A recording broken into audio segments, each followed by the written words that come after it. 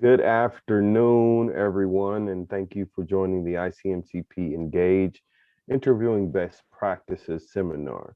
My name is Kevin Dodson. I am the committee chairman for the Career Placement Committee. I have with me today Wenhan Chen.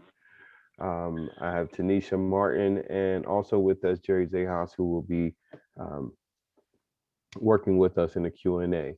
A little bit of housekeeping, if you would, make sure that your mics are muted. If you have questions, please place them in the chat. We will definitely pull those out and discuss those questions as we go through this presentation.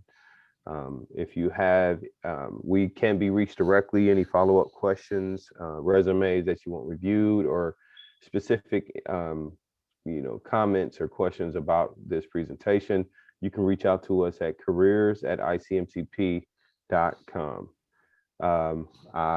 With no further ado, I'll go ahead and start our presentation. Let's see.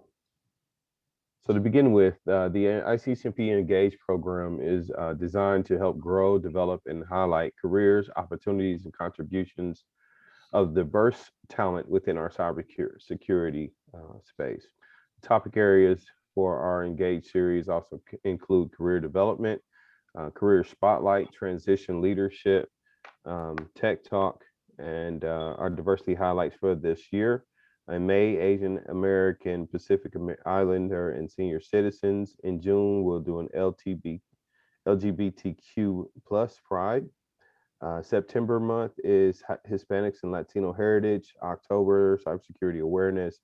November, Native American heritage and military veterans. And in December, we focus on disability awareness. Our first presenter for this event will be Wenhan Chen, who is a consulting practice lead at Interscope Staffing. She is also a former telecom and network infrastructure recruiter at Tech Systems, and you have her LinkedIn profile as well. We also have Tanisha Martin, MBA and PMP. She is the executive director and chairman of the board at Black Girls Hack, adjunct professor at computer science, cybersecurity at Voorhees College as well. I am Kevin Dodson. I'm the chairman of our CMCP Placement Committee. I'm the compliance officer for SAL TST, director of community outreach for HISPE, and the founder and president of BMOS Consulting Companies here in the Atlanta, Georgia area. And lastly, our Q&A moderator is Jerry Zaos. Jerry has 13 years in cybersecurity and various account management and sales roles. He's worked from Komodo to Nixon, previously, and currently he is a cybersecurity consultant with Access IT Group. He's helping clients to plan, execute, and deliver security projects. Next, we'll have Wenhan discuss the purpose of an interview. Take it away, Wen. Perfect. Thanks so much, Kevin. Great to see all you here. Thanks for taking the time to make it. So again, the purpose of an interview. Most of us should know what an interview is, but for those that may not, an interview is basically a conversation between yourself and a potential employer where you're basically looking to exchange information. Most people think of an interview as a way for just the employer to see if you're a good fit for their role, but it's just as important for you to see if they're a good fit for you and what you're looking to accomplish in your personal and professional life. It's truly a two-way street. However, the ultimate objective of an interview is to get a job offer, which is done through showing the employer all of the things that you have to offer and why you're the best candidate for the job. If you came to our resume best practices webinar, one of the things that we talked about is making sure that your resume is an honest reflection of your skills and abilities and making sure that's tailored to fit you and the role that you're applying to. Once you're in the interviewee seat, it's kind of the same thing, but it's more about being able to actually communicate that using your words and body language in real time. Tanisha is going to chat a little bit more about what the employer's point of view is. So as Wen pointed out, we're looking at this from two perspectives. There's the employer's perspective, and there's also the candidate's perspective. So from the employer's perspective, they're taking a look at whether or not you can do the job. They want to make sure that you have the appropriate background, which includes things like education, certifications, experience, that you have the expertise to be able to do the job, but also you have to make sure that you're pointing out how you stand out, what differentiates you from everybody else that's applying for the position. So you want to make sure that that information is available both in your resume summary, but then also that you speak to that as you start to talk about some of your star stories. Also, are you able to learn and adapt? You know, they don't want someone to just come in and with everything that they're going to ever know. You want to make sure that they want to make sure that you're able to learn on the job and to be able to add value to the organization. Will you do the job? Do you want to work for the company, or do you simply see it as a stepping stone? There's nothing wrong with using a job to, you know, as the first stop to wherever your world domination plan is, but what is it that you're going to do for the company within that time that you're there? So you want to make sure that you let them know how you're going to add value to the company, and you know, that you actually are invested in the company's success.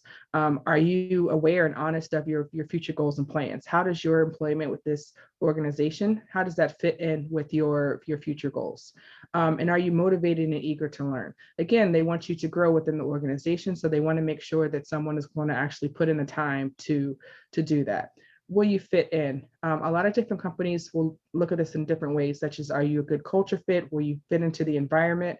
Do you work well with others? So they want to know how you handle situations, for example, of adversity, or if there's any conflict. You know, are you going to be able to fit in with the organization?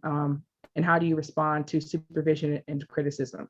Are there going to be issues if someone, for example, provides you with positive feedback or redirection, or are you able to take that and allow yourself to grow? And additionally, do you have the skills to balance where the team is currently weak? So again, what are you bringing to the organization they don't currently have? Awesome. Next, Listen, please.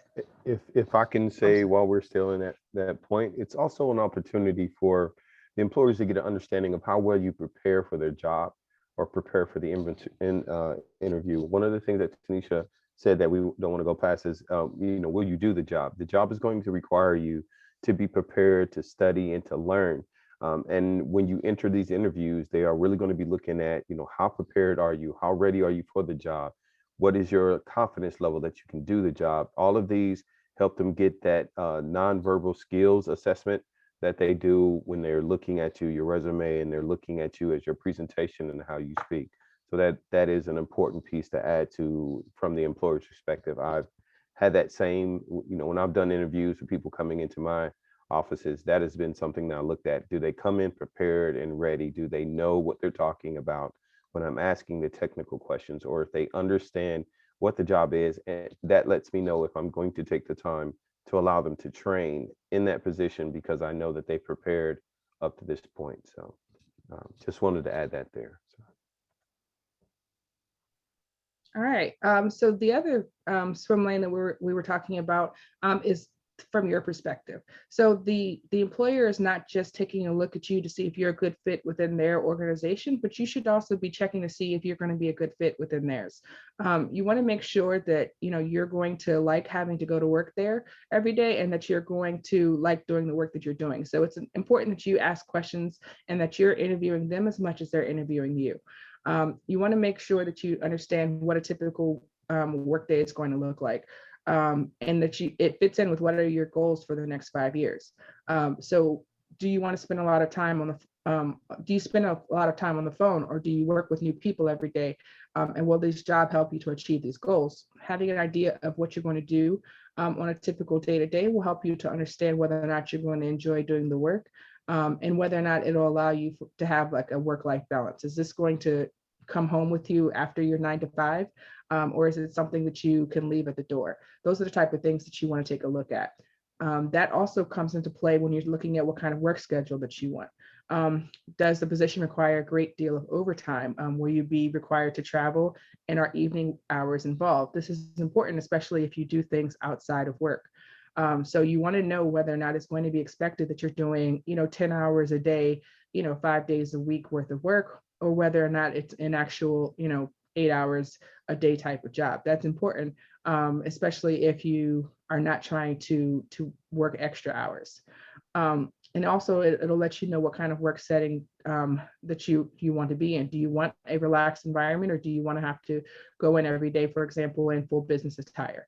Knowing things like that will help you to understand whether or not the organization is going to be a good fit for you personally. Do you mostly want to work in the office? Does it have flexibility for telework? Those are things that you want to consider when you're taking a look at organizations, and also whether or not it's going to require you to relocate.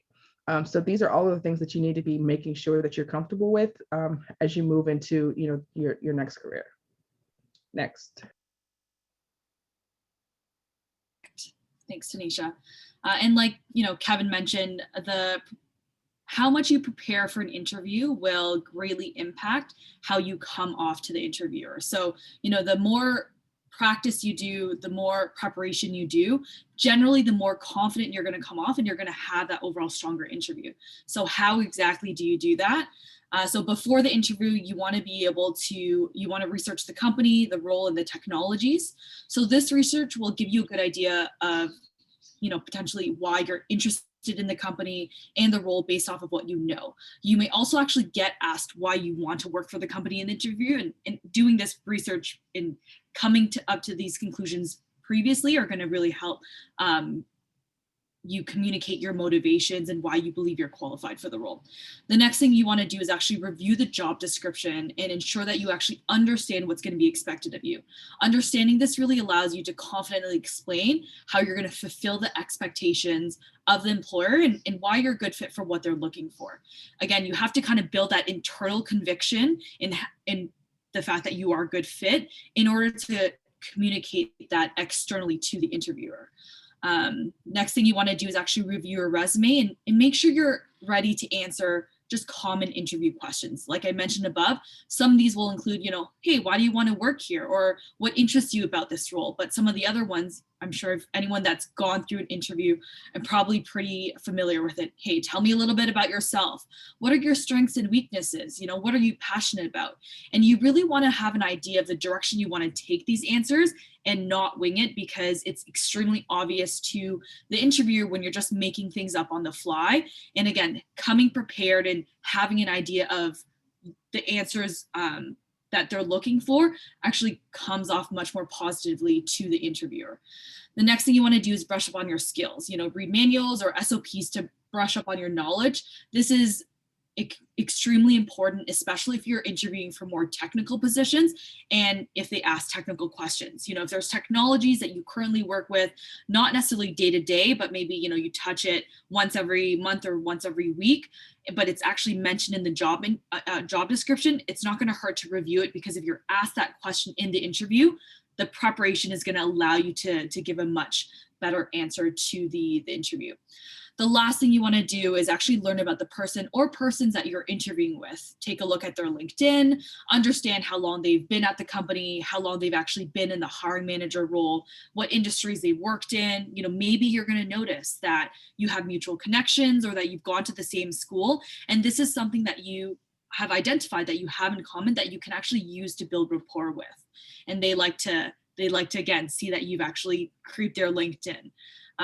Kevin, next slide, please. And so below are just some of the things that you want to know about the company before stepping into an interview. So some things like, how long has the company existed? What services does the company provide, or what products does it make? Who their major competitors are, who the parent company is. Again, showing that you've actually done your research on the company and the role and have an understanding of how your role fits into the bigger picture of the company is something that can set you apart from the other candidates. You don't want to just convince the interviewer that you're a good fit for the role. You also want to convince the interviewer that you're a really good fit for the company itself. And you have to do this type of research in order to help them come to that conclusion. And Kevin, next slide, please. Thank you. And then so now we're going to chat a little bit about what you can actually do during the interview that's really going to differentiate yourself from other candidates. So, whether it's, a phone screen or an in-person interview, or, now in this day and age, we have the video calls. The one thing I always tell people to do is have a notebook with them and a bottle of water. Notebook is really helpful because you're gonna, have questions that may come up, as they're speaking to you. And you obviously want to prep some questions beforehand that we will cover later on as well. And the bottled water is good because you're talking probably more than you generally would talk in an interview. Your throat is going to get dry. And the other thing is, if you're asked a question and you don't really have an answer, take a drink of water. It gives you a couple of seconds to think of something before you just blurt whatever comes to mind first.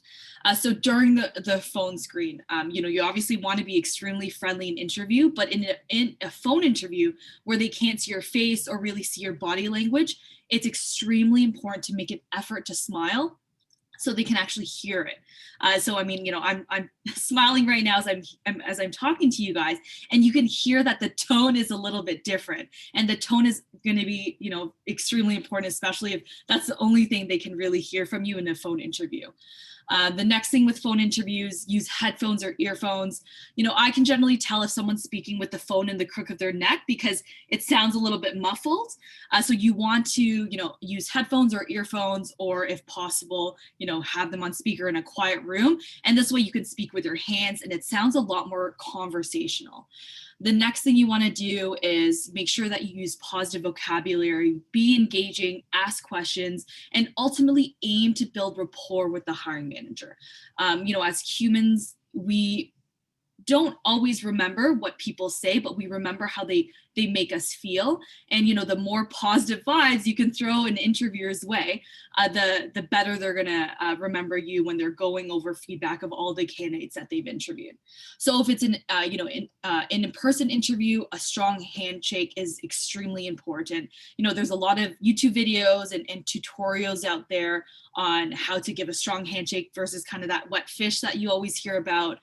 Eye contact is another thing that's extremely important because, again, you want to engage the interviewer, you want a solid amount of eye contact, but also not too much. So it's kind of that fine line of, being strong and confident, but not overly creepy. So again, there's a lot of YouTube tutorials out there that can help with kind of determining what that looks like. And, as you're preparing and if you're sitting down and working with friends or family, or even just, in a mirror and practicing, you can kind of determine what actually is natural and makes sense. Keep in mind that, especially also in this day and age of video interviews, you want to make sure that you're looking directly at the camera when you're speaking versus, usually versus at yourself. And again, that's what's going to broker that idea of actually having eye contact with the interviewer. Make sure you're dressing professionally. This obviously applies for both in-person as well as video interviews. And sometimes, honestly, I'll tell people that have phone screens to just dress professionally anyways, because that confidence in putting on a suit and a tie, or, a skirt and a nice blouse just comes off and in the phone interview. And so that's definitely something I recommend for everyone. Make sure at a minimum it's kind of business casual, but business professional is always a good idea. Better safe than sorry, because you don't really have an idea of what that work culture and dress code is going to be like if you've never worked there before. Feel free again to Google more about this to ensure that you're addressing appropriately for interviews. And similar to what I said in the beginning, please bring a notepad and a pen and water. It genuinely does help. And now Tanisha is going to chat a little bit more about interview tips. All right, so this is the hard part, I think, for a lot of people when you're doing an interview. It's when they're actually trying to figure out whether or not you're a good fit for the organization. So they're going to ask you a lot of questions, right? So most of the ways that a lot of the companies ask these questions, typically you're supposed to respond using the STAR method. So the STAR method is you respond to a question that they ask you. For example, tell me about a time where you've had conflict at work and how you handle it. Or tell me about a time that you faced a difficult deadline that you figured that you weren't going to be able to make, right? Those are the types of questions that someone may ask you that are kind of open-ended that you need to develop stories for. So the STAR stories are where you develop a situation, a task, an action, and a result. So the situation describes what was happening. So this is where you kind of set the stage for the story, right? So if someone says to you, tell me a time about where you faced difficulty, right? while at work. You could say, well, we were facing a really big deadline. We had to get something done within, a month, but it was going to take us 2 months to be able to get it done. There was a lot of tension and conflict within the organization because, they wanted us to work extra hours to be able to get it done, but we just didn't have enough resources, right? So you kind of set the stage for the person so that you are able to let them know what was going on. The next is say, what was your task? So I was tasked with performing the project plan for the plan so that we could try to figure out how to get this job done. So in doing the project plan, you have to have an idea of all the resources, what are the specific tasks that need to be done, and then how long it's going to take to do each one of those tasks. So again, you let them know this is the situation, so you set the stage, and then you let them know what you were tasked with specifically. So next is the action. So what did you do? I met with all the key stakeholders, and I found out with them how long that they felt like they were going to take to be able to complete the tasks. I found out a best case scenario and a worst case scenario. And I made sure to account for any of the actions that led up so that I could help to develop a critical path. So again, this is letting them know, what the action is that you took, and the end is going to be take a look at what was the result. So after all of that, I was able to outline everything in the project plan and identify the critical path, and we were able to, get additional people to help with those items that were on a critical path so that we can get the job done completely, right? So it's a story. You want to make sure that you've got a whole bunch of stories based on common questions. So that's a story about a time that you faced a difficult, for example, timeline, but they may ask you, for example, tell me about a time where you've had a conflict at work, or tell me about a time where you've had not been able to do something that you were supposed to be able to do. You want to make sure that you've got an arsenal of different types of stories where you set up the situation, the task, the action, and the result, so that when someone asks you these types of questions, then you can answer them. And the story that I provided you guys, it would work for a couple of types of questions. And really it just comes down to which story you decide that you want to use. If you've got a couple of these stories and you've practiced them, and I think it's very important that you practiced your story so that you can make sure that you get all of the pieces of information, especially as they relate to, whatever it is that the company's looking for. So if the company, for example, wants to see that you've got skills in time management, or you've got skills in different things, you want to make sure that you incorporate that in your story in some way. Next slide. So some interview tips. So an example, what is the most difficult challenge or situation you encountered in the workplace? So situation. In my last role as lead designer, there was a point in time when my team was short-staffed and facing a significant backlog of work. The account manager was setting unrealistic deadlines, which was causing stress for my team and affecting morale.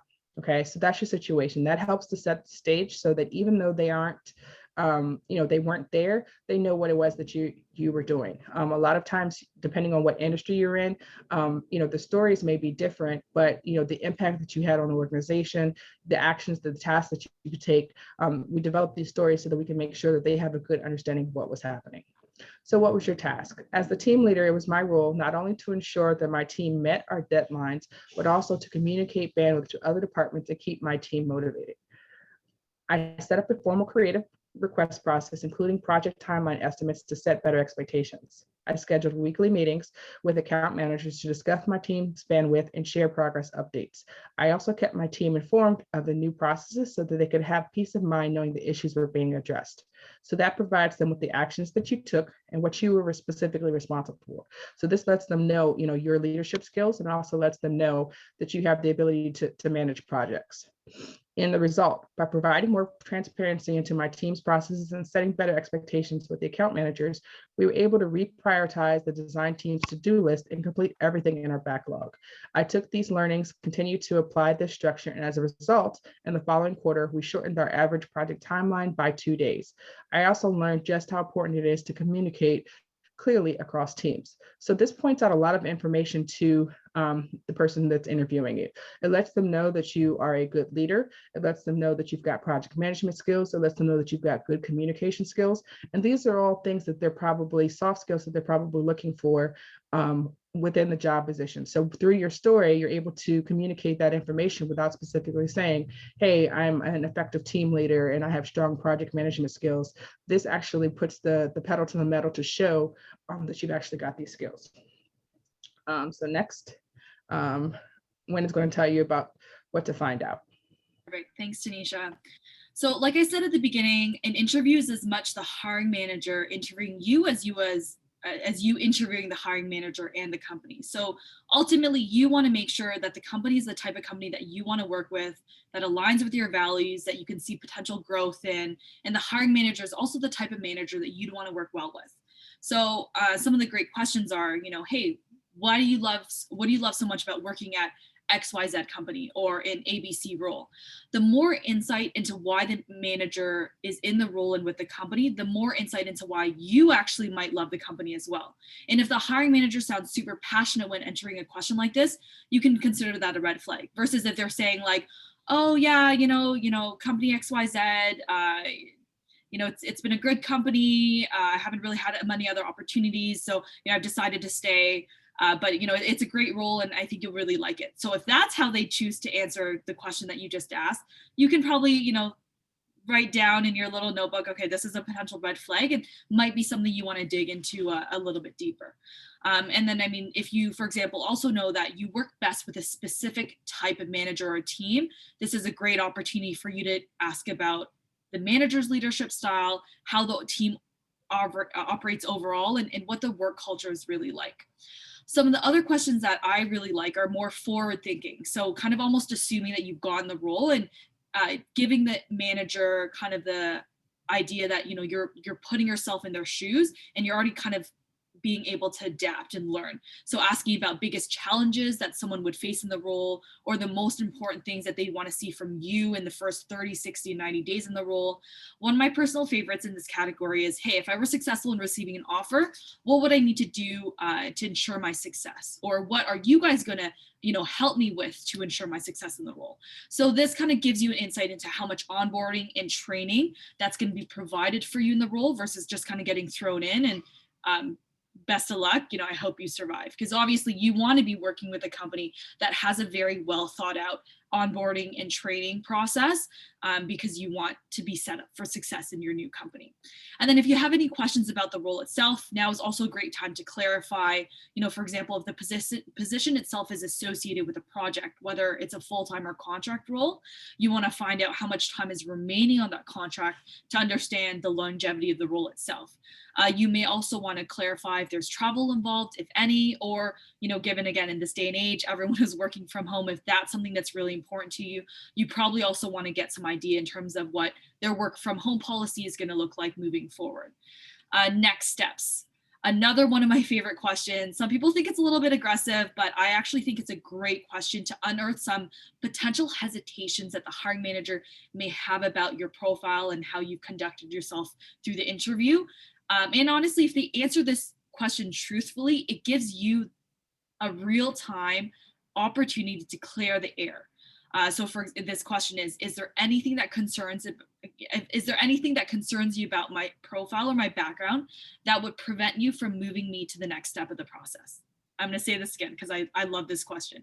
Is there anything that concerns about my experience or my background that would prevent you from moving me to the next step of the process? So let's kind of play this out. Let's say the hiring manager decides to answer the question truthfully and they're like, you know what, I actually don't think you have as much project management experience as I thought, right? Maybe it's true. Maybe you don't actually have the project management experience. Or maybe when you were asked a STAR question about your project management experience, you didn't communicate it as great as you could have. So now's the opportunity where you can be like, hey, is it okay if I actually address that? I actually do think I have a really great project management experience. And hopefully they say yes. And then that gives you that real-time opportunity to say whatever it is that you may have missed in previous questions. Hey, if it's a situation where you kind of almost agree with them, you're right, I don't have that project management experience. It gives you an opportunity to be like, hey, I definitely understand where your concern is coming from. However, given the fact that I've been able to learn XYZ extremely quickly in my previous roles, and the fact that I am extremely adaptable, I think I would be able to, pick up the project management principles that you mentioned are very important in this role. In fact, I'm actually taking some time, outside of my work hours to study project management capsules, and I'm currently doing a project management boot camp. I don't know, I kind of just made that up on the fly, but regardless of what experience what hesitations they have, there's something you can say to help address that issue. And it's always really good to address it in real time, because if you let it kind of sit there and they're on the fence about it, chances are they may fall to the no side of the fence and the yes side of the fence. So perfect question. I love it. You can probably tell how passionate I am about asking this question, and I would definitely encourage you guys to think about asking this in the next interview. And then obviously, depending on how that goes, you can ask about next steps. Sorry, Kevin, you were right. Next. So we're going to chat a little bit about the top 10 mistakes you can actually make in an interview. Arriving late, this really doesn't need any explanation. Whether it's a phone interview, a video call, or a phone call, make sure you're at least 10 to 15 minutes early. If you know there's traffic, leave even earlier. It's always better, I've always said, to be 1 hour early than even 5 minutes late. It's just not respectful and not a really good first impression. We always say you have one opportunity to make a first impression, and if that first opportunity is you being late to an interview that was scheduled 24, 48 hours plus before, it's not really a great look. Number 2 is smelling, like a cigarette or wearing too much perfume or cologne. Some people do actually have sensitivities to smell. So just be, very cautious when you are applying cologne or perfume. Just be very aware of what that may look like. Number 3 is bad mouthing the company. So I know we actually had a question in the Q&A about, what to say in a situation where your current company sucks, you may have a toxic work culture. What can you say if you're asked, why do you want to leave your current company? So it's never ever a good look, even if it's true that you're in a current toxic work environment or you want to leave because your boss is a nightmare or whatever it may be. It's just not professional to throw your current company on the bus, even though it's true. So my suggestion for how to answer a question like this is, you can allow the interview to kind of read between the lines. So if it's, again, a situation where, you're currently working in a toxic workplace and, your workplace and your managers and your coworkers are just not conducive to you being able to adapt and grow. I think my answer would probably be something along the lines of, hey, you know what? Something I've recognized is extremely important to me in working on a team is having a team that's extremely supportive, and we're able to build strong relationships, and we're able to put the team above and the company above all of our little spats. And that's something that I prioritize and recognize, and I'm looking for in this next role. So again, you're not throwing anyone under the bus. You're actually taking something that you've learned about yourself and communicating that as a positive thing in terms of what you're looking for in your next role. But generally the interviewer can kind of read between the lines and say, okay, well, clearly that's not what you're getting right now, aka it's probably not the best workplace for that. So that's probably how I'd suggest answering a question like that. Don't throw anyone under the bus. Make the answer a little bit more about your personal motivations for leaving, and then let the interviewer kind of draw their own conclusions. The next one is kind of inquiring about salary, vacation, and or benefits too soon. Obviously, extremely important to get this information, because you can't make a decision for yourself and your family without this information. However, if this is the first question you ask, in an interview, or even in your HR interview, for example, they may actually assume that that's your only motivation for wanting to move into this role. So you want to kind of let things play out a little bit and show your personal motivations of why you want to work in the role in the company before bringing up questions related to salary or vacation. The next thing is, forgetting to bring a copy of your resume and or something to write on. Generally, you are going to be asked questions about your resume. So like, hey, talk to me a little bit about your experience working at XYZ from 2018 to 2020. So you want to be able to look down, figure out what it is that you said in the resume, because again, you're tailoring every resume to every single job you're applying to, and then you can answer specifically based off of what's on your resume. So it's always good to, again, review and then have it in front of you. And then again, the notebook is always key as well. So number 6 is failing to listen carefully to what the interviewer is saying. So if, again, phone interview or video interview, there are some delays or it cuts out or you just somehow miss the question, you can throw back what you've heard and clarify. So instead of saying, oh, sorry, what? You can actually say, okay, just to make sure I understand your question, I'm answering correctly, you want me to answer X, Y, Z. Is that correct? So it shows that you have active listening skills. You've caught some of the question and you're just looking to receive clarification versus completely missing out on everything they might have just said. Next thing you want to do is, want to avoid is talking more than half the time or interrupting the interviewer. One of the good tips I like to add is, after the interview has finished speaking, count 1, 2, 3 before you answer. Because I think sometimes as they're talking, we're kind of just thinking about, okay, how am I going to answer this question as soon as possible? And there may be a follow-up question to that or part 2. And if you jump and interrupt them, that's, again, not the best look. You will obviously want to avoid speaking rudely to the receptionist or just anyone you meet in general. I think I recently heard a story about someone who was rude to someone in an elevator and it turned out to be their interviewer. This is something that is 100% avoidable. All you have to do is treat everyone you meet with respect and kindness, and you can avoid this issue. Number 9, leaving your cell phone on. Make sure it's on mute or silent or just away in another room, unless you're obviously doing a phone interview. It's just not a good look to have a ringtone blare out in the middle of your interview. And the last thing, if you don't know the answer, don't lie. An interviewer will appreciate an honest answer if you generally don't know, but what you can do is to give an educated guess of how you would solve that problem. So again, you're asked something that you have no idea, but based off of your experience, you can be like, okay, I don't know the answer to this specific question, but based off of my prior experience, this is how I would probably approach the resolution of this problem that you've just thrown at me. And that's gonna communicate, your ability to think quickly, your adaptability, and the fact that you're able to take previous experiences and bring that into present, learning opportunities. And I think Tanisha is going to chat a little bit more about what's next. All right, so ending the interview. So by now you should have made a great impression on them. You should have let them know, exactly what skills it is that you're bringing and what value you're going to bring to the organization. But you want to make sure that as you end the interview, that you make sure that you're going to be remembered. So one of the first ways that we can suggest that you go about this is to state your interest in the position. Something along the lines of, hey, I'm really excited for this cybersecurity analyst position. I've been doing some research about, different ways that companies provide, incident response. So I'd really be interested in, trying to implement some of those, cutting edge technologies within the organization. I made that up, but, just let them know that you're excited about the next steps and you're looking to bring value to the organization. So state your interest for the position and summarize how you'd be a good match.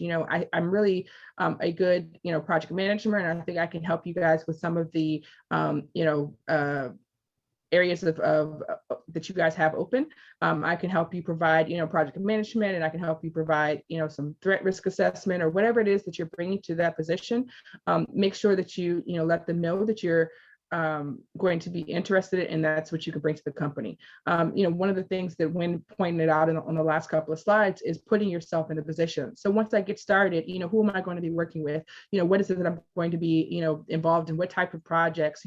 Put yourself in the position so that you're not only just visualizing yourself there, but then they're visualizing as well. They're actually, taking the time to consider, how you are going to fit into the organization. Be sure that you ask what the next steps are in the interview process. So find out, is there another interview? When should you expect to hear back? What are the next steps? Is there anything that you can do to prepare, to make sure that you're successful in whatever the next interview part is, whether that's a technical interview or whether that's an interview with the hiring manager, whatever the next step in the process is, so that you know what's going to be going on. And if it's in person, be sure that you use a firm handshake, a confident smile, maintain eye contact. And also just be aware that like if you're doing, if you're reading something, for example, if you've prepared notes for yourself that you've put on your computer and it's over Zoom, someone can see, for example, like your eyes reading your answer, your voice changes with when you are reading an answer. So just make sure that you're aware, even if it's a virtual interview, of how you're presenting yourself and what it looks like from their perspective. And then if possible, get the interviewer's business card or get their contact information or their LinkedIn, offer to connect with them, so that you can send a thank you email or a thank you card or a thank you letter, so that you can, again, make a good impression. Next slide.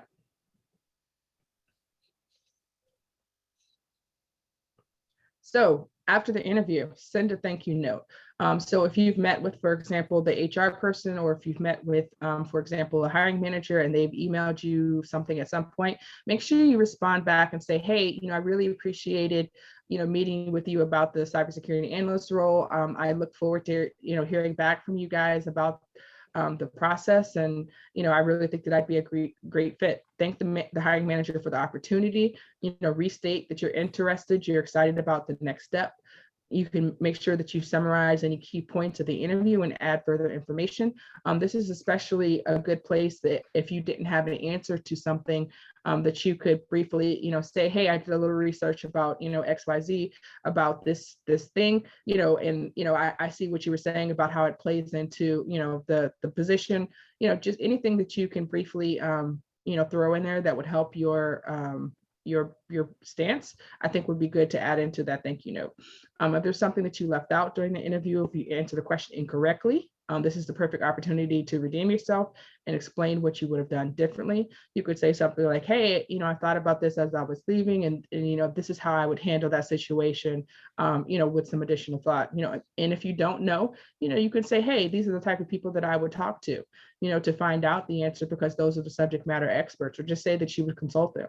I don't think that it's ever a wrong answer to say that you're going to get a subject matter expert in an area to, consult to make sure that you have the best approach, especially when you don't know the answer. Finish with what you think went well and reaffirm why you believe that you're the best candidate for the job. And you can also find a lot of templates online for the thank you emails. So it doesn't need to be, several paragraphs long. People are probably not going to read that, but make sure that you keep it succinct and to the point, and just be gracious for, their time. Next, please.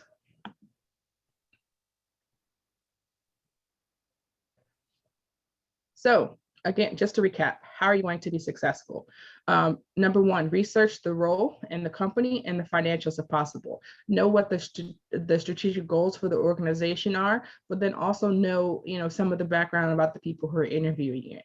Check the LinkedIn profiles of the interviewer and the company so that you could, point out points of overlap, things that you may have in interest, schools that you may have in common, or people even that you may have in common. Keep your LinkedIn profile and resume updated, and they should actually match. So, it's important to make sure that, if someone is getting your information from off of LinkedIn, for example, that it matches up with what's on your resume. So make sure that that you not only know what's contained on those two things, but that they're matching up. Make sure that you're practicing your domain and your competency-based questions. So again, have your STAR questions ready to go. Maybe have 5 or 6 different questions to answer different types of questions about how you'd handle different things, ready to go, so that you can, you're confident and you sound sure of yourself when you're reporting those stories. Make sure that you have questions to ask the company, and these could be just generic questions or about what's the day-to-day, who are you going to be working with, what type of things would you be doing, are you interfacing with any other departments, things of that nature. Just make sure that you're asking questions so that you're showing interest in the job. Have your STAR stories ready to go and memorize. You can practice them in the mirror. Beforehand, if it is a Zoom call or a Zoom interview, make sure that you test your audio and your camera and that they are actually charged. If they're separate, so I can't tell you how many times I've gotten ready to start a Zoom call and my headphones were dead. Okay, so make sure that your audio and your camera are working prior to your interview. Have a notebook and a bottle of water. Like Wen said, drinking is taking a sip of water or, pausing for a couple of seconds are great stall tactics to allow you to get your, your thoughts together. I wouldn't suggest taking food into an interview, but water is definitely a good idea.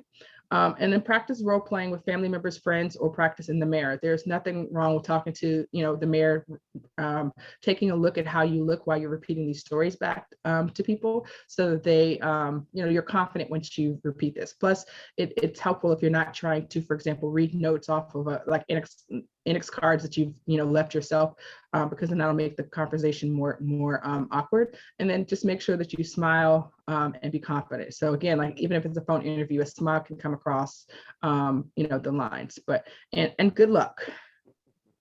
Absolutely. Next. Well, now we'll go into our Q&A session. I know there's been a little back and forth chat there. So, Jerry, if there's any questions that we have in the Q&A, now it's time that we can present those. Yeah, thanks, Kevin. So panelists, we do have the first question here is, if you get a question, whether it's technical or personality, behavioral, that you have trouble answering, what's a graceful way to handle that? I know when you kind of went into that a little bit earlier, but maybe if we want to give a little bit more details on that to help them out. Yeah, so, when it comes to the behavioral questions, I mean, STAR, I love STAR.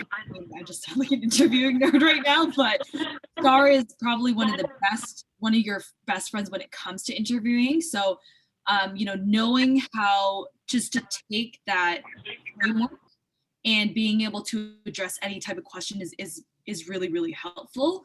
And so if you don't have a specific example right off the bat, maybe use a hypothetical, but again, always within that STAR framework. I think something that's also very helpful for me, when I'm telling other people in terms of interviewing, is you have to kind of step back and think about why the interviewer has asked this specific question to gain a little bit insight into what they're actually looking for, right? So for example, they're going to ask you, hey, tell me about a time where you failed. Do they really, really care about the time where you had to do a presentation and, you forgot to prep and you just had to wing it and it wasn't that great? They don't really care about that specific situation. What they want to really learn about is, to understand, okay, how does this person handle failure? How does this person handle stress? What do they take away from times when they failed? Because again, failing is, the first attempt in learning, right? So that's really what you want to get that understanding of, why they're asking the question. And so when you're floundering on, oh gosh, when was the last time I really failed about something? Maybe you can take it, again, that hypothetical approach of, hey, you know what? I can't really think of a time where I've recently failed, even though I promised I failed before. However, I can definitely talk you through my approach in learning from failures, and then go through that approach using, STAR, for example. So which would probably look something like, obviously I have to kind of have that level of self-awareness and that objectivity to understand what went wrong in the situation. And then I'm going to understand what I could have done to prevent that and what I can do to change my behavior moving forward to prevent the situation from happening again. So that would be a really good way to kind of make up on the fly if you don't know the answer to specific behavioral question. And then the technical one is kind of similar, is, okay, I don't know the answer to this specific question. However, based off of my past technical experience, this is probably how I'd approach the problem. And this is what I would expect the resolution to look like.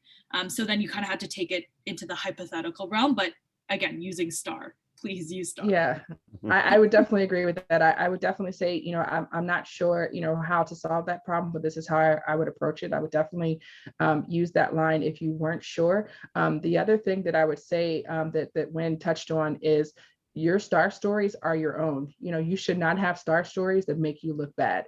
You don't have to tell a story unless it's something that, it works out for you and it explains, how you handled a situation well. So, if you're telling a star story that makes you look absolutely horrible, then that's not going to help you to be able to get the job. You want to make sure that the stories that you're telling make you look favorable. And if they're not, then do another story. They're not going to ask you about a specific date and time and what happened on this day.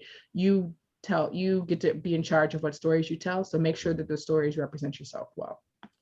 I'll also note that Tanisha did mention the fact that, in your preparation process, you should really take the time, not only look at your resume, but to go back through and look at what you did at each of the companies that they could ask about. Your resume is just, a blueprint of what questions they may want to ask you, on this role or this role. And so if you go back and look at your successes and maybe write down one or two, and look at your failures and write down one or two, prior to your engagement, you'll always have something at least at the forefront of your mind. I have had that same experience where I've got into a panel interview and they're asking me, 6 or 7 questions about what did you do well? How did you handle this particular situation? And they could go through my entire resume and say, hey, I mean, for someone like me, I got two or three pages. So it's a lot of information or a lot of preparation. But when you go back through it, it's like, oh yeah, I did have this success. Or yeah, if you look at it from the project management, I did do this. I mean, there's more to just having a major project than talking about what you did. I mean, if you've been given a role like straightening up a warehouse, how you had to organize the people, break down the inventory, blah, blah, blah, blah. So there's a lot of different things that you can take away from there. So Jerry, you can, next question. Perfect. Thank you, panelists. So I'm going to combine a couple questions here that look like they're in the same genre here. So panelists, we have one attendee asking about, their elevator pitch and talking about themselves and struggling a little bit with that and, wanting to know, kind of what's too much info to be sharing about yourself. And part two, if you could answer, is a pretty simple, straightforward one. Is it wrong to refer to your notes during the interview as well? So I would say that as far as your elevator speech is concerned, you should just, try to, as much as possible, practice it the same way that you're going to practice your star stories. Have, a couple of sentences ready to go about what it is that your experience is in. So it doesn't need to be something detailed. It could really just be like, hey, my name is Tanisha and I'm the executive director for, Black Girls Hack. And, I've got 15 years of experience in, IT and information assurance. And, I've got a strong area of interest in penetration testing. And I'm really excited about this position. That could be something that provides them with an overview of your of you, and not provide too much information. And if they have something specific about questions about a particular job or what your work at a particular job, then they can ask those questions later in the interview. But your tell me about you should just be like, hey, these are the high level things that I think it's important that you know, and they should be relevant to the job that you're applying for. So if you've got like 15 years as a scuba diving instructor, but it's got nothing to do with the job that you're applying for, that might be something that you can add in, otherwise, like what are your interests or what do you do outside of work? But that shouldn't be in your elevator speech. Thank you, Tanisha. And what do you think about referring to notes during the interview process? Is that something that is okay to do? So it's okay to refer to your notes. It's different to actually sit here and be like, I was involved in this for 12 years and I worked on, there's a difference between those things. So like refer to your notes. Like if you say, hey, I need to make sure that I talk about, my work in penetration testing. I need to make sure I talk about my work in application security or secure ops development. If you want to have bullet points for yourself to make sure that you touch on during your interview, that's fine, but don't actually, read from anything, especially even if you're on a Zoom call or if you're on a phone call, someone can tell the difference between you just speaking and you reading from something. Also, that speaks to that same conversation about situations that you may encounter for the STAR methodology. You can write yourself a few notes and bring that with you. I mean, you're always going to have your notebook in your interview, even if it's in a Zoom or on phone interview, but having something written down about each of your jobs so that this is something that they may ask, because very frankly, you can expect to get a question about one of your previous jobs, what your success was, what the challenges were. So always put at least a notebook, 2 or 3 lines about what those challenges may have been in each of the jobs. As you know, if you do one success and one failure for each of those positions, you'll always be prepared when they ask you a simple question like that, and you can refer to your notes. I think in the interviews I've seen, I've had maybe 2, 3 people that actually brought notes and would actually flip to, when I ask a question, would take the time to flip to it. That really impressed me as a hiring manager, because it let me know that they gave some thought about themselves. They went back and actually looked at what they've done in the past and wanted to address it in such a way. And they were prepared too. Yeah, yes, very much. Thank you, guys. And one last question here. Looks like we have time here that a bunch of people have been asking about here. So salary. It's been asked a couple different ways here, but I'm just going to kind of summarize it here. One, when is a good time to bring up salary? And two, in terms of, desired salary to ask for, obviously there's a number of different resources that we could get on the internet, to see what the ranges are in your location. But what is the best approach to, determining which, end of a spectrum as well? So when to bring up salary, and then, how to know what to ask for, I guess. So I think that when a recruiter reaches out to me and says, "Hey, I have this job that I think you might be interested in," my first question is going to be, what is the salary range for the position? And I feel comfortable asking the recruiter that information because, as some people said, time is valuable. So like if we're in totally different ballparks, like if you're looking for $150,000 a year and the job, maxes out at $70,000 a year, there's no point in you interviewing for that or going through any of the process at all. So you want to make sure that you're respectful of both your time and the people who are interviewing you. So, you want to have an idea what the ballpark is. And if they can't tell you what the ballpark is and you can't find the information online, then maybe it's best not to take a look at that position. Because again, you don't want to waste your time, especially if you've got a hard number that you're looking at. Yeah, and just to kind of add on to that, the conversations that you're going to have with recruiters are going to be very different from if it was going to be an HR call or a hiring manager call. If HR is reaching out to you because you applied for a role online, your first question in that case shouldn't be, "Hey, by the way, what's the salary?" Because again, it's going to kind of come off that the only thing you care about is money. Even though money is important, HR is trying to probably like, okay, well, is this person a culture fit? Are they going to be an organizational fit? Are they actually interested in the company and interested in this role before passing you to the next step of the process? So, with recruiters, usually, it can be a little bit more transactional. I actually generally, I feel like Tanisha would hate to talk to me as a recruiter because I hate to give that first number because I want to actually develop a relationship, with the people that I'm working with. But I feel like, stories that I've heard about most other recruiters, you don't want to waste your time. They probably don't want to waste their time. So if it's not going to be a salary or compensation fit, then I feel like that's fine to ask as the first thing. So also keep in mind who you're asking these questions to.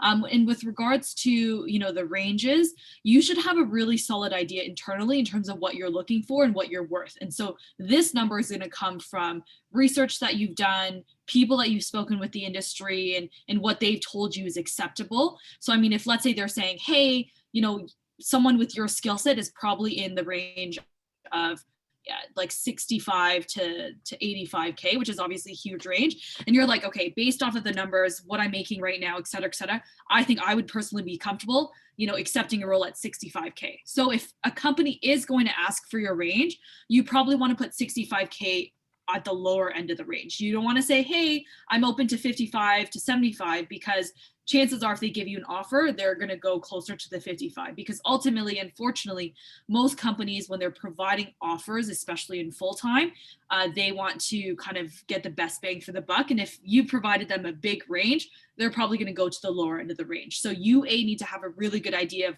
what you're worth in the industry.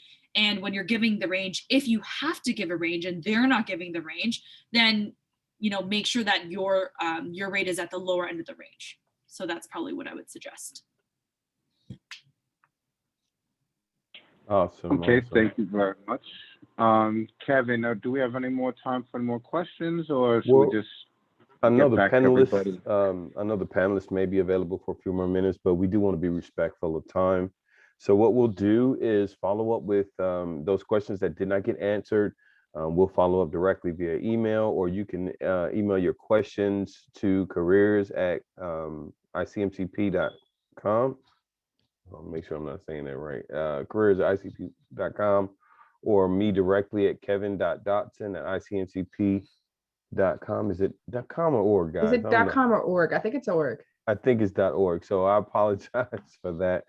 We know how things are here. I got so many emails, it's funny. But yes, if you email us directly at icmcp.org, careers@icmcp.org, we'll be happy to follow up with your questions as a team and get you all the answers you need. I am still working in the Q&A, so you will see your questions come out, but we will follow up with you if you have any questions. So at this time, we appreciate your participation. We know we have taken about 3 or 4 more minutes of your time, but I wanted to thank the panelists for participating and Jerry for moderating the Q&A.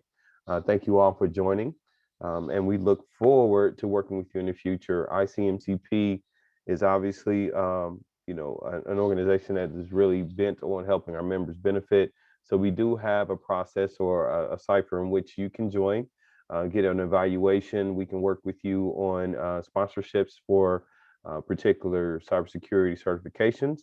And our team and our content is available through our CMCP to provide you with some one-on-one or 5-on-1 for interviewing skills so that you can get some practice. So if you're interested in doing that, please email your resumes to careers@icmcp.org. We'll get a time together that we can meet with you all individually and kind of talk through the interview process and get you some practice and prepare for your future. We thank you, family, and we hope you have a wonderful and prosperous remainder of your week. And remember always, God loves you. We do too. And that's it for us. Thank you guys for participating.